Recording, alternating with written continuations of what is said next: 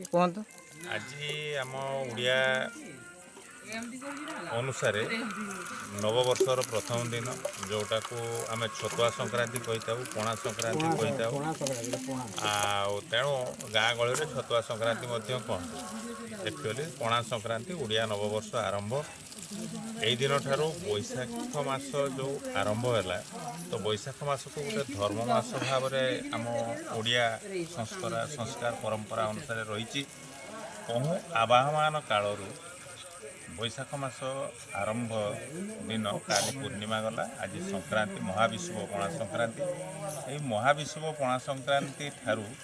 बैशाख मास 30 दिन पर्यंत गोटे हरिनाम जप करा जोटा कि संध्या समय रे भजन कीर्तन टिके हम गाँव किसी वयोज्येष्ठ लोक किसी पिला लोक जो माने भगवान प्रेमी हरि प्रेमी से माने कौन करती ना से भजन कीर्तन प्राय आम गाँव सबू लोक मैंने घर प्राय बाप पुओ भी चली आसवे भाई भाई चली आसवे सब आसवे संध्या बेले टे भजन कीर्तन हम गाँ फेरी करवा गोटे खुशी आसी मनइबा तो आज गोटे पणार प्रस्तुति चली जोटा कि प्रथम दिन टे गाँ सब लोक मैंने सबू भजन प्रेमी कीर्तन प्रेमी समस्त पिला आवाड़ वृद्ध वनिता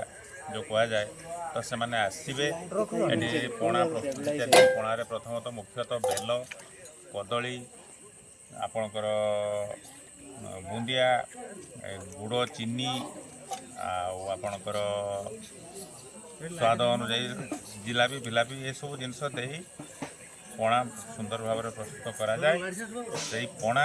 समस्ते पीबे खुशी आसवे नूआ वर्ष को मनइबे मुझे कहूँ आ मोर जेजे बसचंती सी होचंती आमर ए पणा संक्रांतिर मुख्य माने आम पिला बेलू आम देखी आसुँ सी ना पणा प्रस्तुति हो पार नहीं पणारे कौन कौन पड़ो केते पड़ो कौ जिनसटा से जेजे भल भाव जानी तेणु जेजे सब कम आमर मुख्य।